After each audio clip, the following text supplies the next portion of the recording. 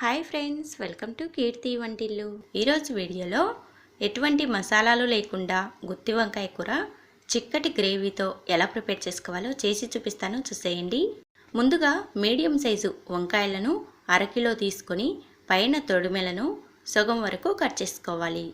వంకాయలు తెల్లవైనా నల్లవైనా ఏవైనా తీసుకోవచ్చు.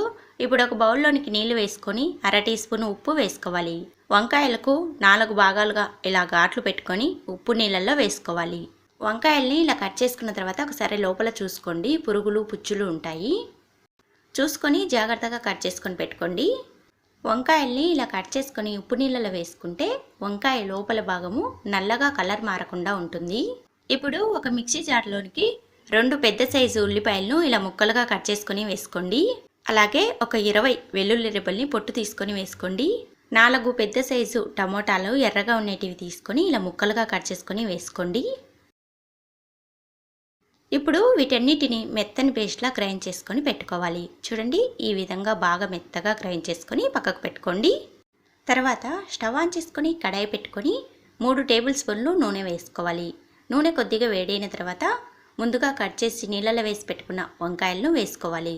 వంకాయలన్నీ ఇలా వేసుకున్న తర్వాత ఒకసారి కలుపుకొని మూత పెట్టుకొని లో ఫ్లేమ్లో వంకాయల్ని మెత్తగా అయ్యేంత వరకు మగ్గించుకోవాలి. మధ్య మధ్యలో మూత తీసి కలుపుకుంటూ మగ్గించుకోవాలి. వంకాయలన్నీ కూడా బాగా మెత్తగా అయ్యేంత వరకు మగ్గించుకొని వీటిని ఒక గిన్నెలోకి తీసి పక్కకు పెట్టుకోండి. వంకాయలన్నిటిని కూడా నూనెలోనే మెత్తగా అయ్యేంత వరకు మగ్గించుకోవాలి. ఇప్పుడు అదే కడాయిలో ఉన్న నూనెలోనికి అర టీ స్పూన్ ఆవాలు, అర టీ స్పూన్ జీలకర్ర, 4-5 పచ్చిమిర్చిని చీలికలుగా కట్ చేసుకొని వేసుకోండి. కొద్దిగా పచ్చి కరివేపాకు వేసుకొని ఫ్రై చేసుకోవాలి. పచ్చిమిర్చి ముక్కలు కొద్దిగా కలర్ మారేంత వరకు ఫ్రై చేసుకున్న తర్వాత ముందుగా గ్రైండ్ చేసి పెట్టుకున్న ఉల్లిపాయ టమోటా పేస్ట్ వేసుకొని కలుపుకోవాలి.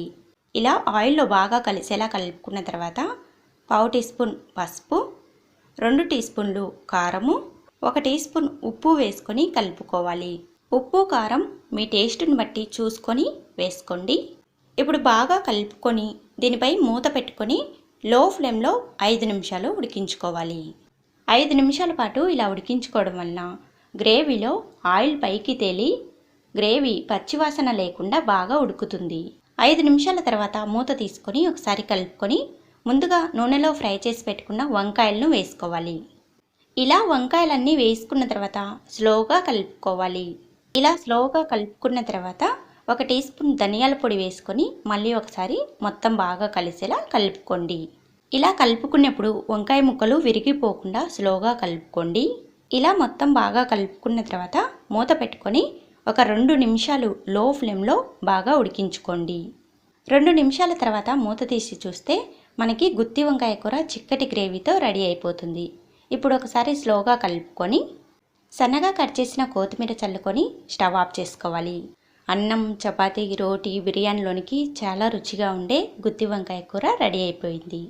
ఈ రెసిపీ మీకు నచ్చినట్లయితే ఇలాంటి మరిన్ని రెసిపీస్ కోసం కీర్తి వంటిల్లు ఛానల్ని తప్పకుండా సబ్స్క్రైబ్ చేసుకోండి. Thanks for watching.